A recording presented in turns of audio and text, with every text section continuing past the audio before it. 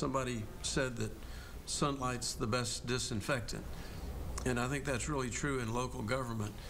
A local citizens group asks 8 News investigative reporter AJ Legault to help shine some light on how their local government is being run. In his continuing investigation, the Brunswick stew, AJ uncovers a contract belonging to a county administrator not worth the paper it's written on. She has a 6-figure job, a large office, and is arguably the most important woman in Brunswick County government.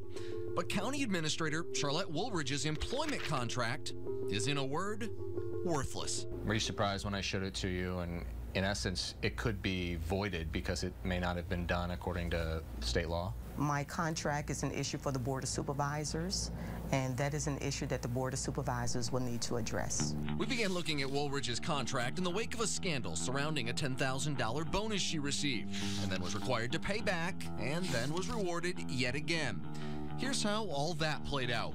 When the county board renewed Woolridge's contract this past summer, she was given a $10,000 bonus, awarded for what supervisors say was her role in landing plans with Dominion to build this proposed power plant in Brunswick. But a number of citizens cried foul. Bankruptcy, which is where you all have us headed right now. Questioning at public board meetings why their highest paid employee was receiving a bonus when taxes are skyrocketing and the small rural county is struggling to balance the budget. People, if it's not their money, they don't really care how they spend it sometimes. Do I have approval of the agenda? A quickly growing citizens group calling itself Better Brunswick Government formed. Their goal, looking into how their county was doing business.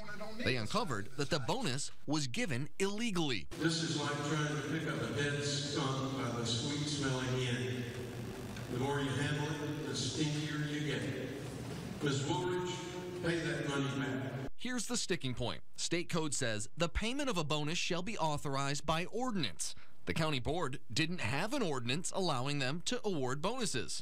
Giving a bonus is not legal according to legal representation.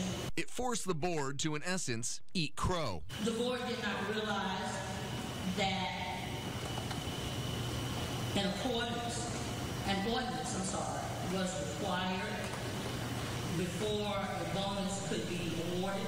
The county racked up nearly $2,700 in legal fees with a Richmond law firm, Sands Anderson, trying to figure a way out of the mess.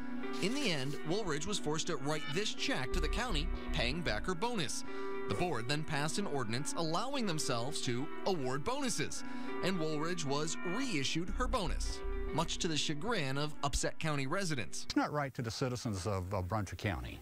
Brunswick County, the people have a hard time. It's not one of the richest counties in the state of Virginia.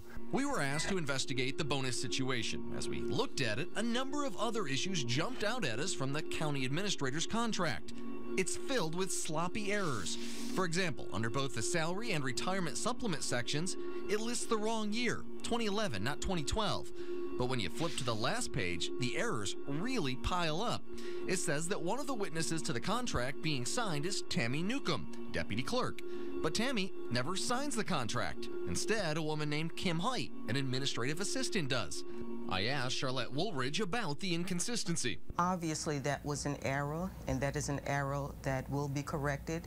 It's a procedural matter, and that's an issue that will be addressed. But that procedural error, as she describes it, is not the most egregious problem. The county attorney, Phyllis Katz, with the law firm Sands Anderson, who was paid several $1,000s trying to find a way to fix the bonus fiasco, clearly never reviewed the contract. Our county attorney reviews documents that we request review of. But there's a problem with that. State law clearly says the county doesn't have a choice in whether they want their attorney to review contracts. Here's what the law says in plain English. All contracts shall be approved as to form by the county attorney.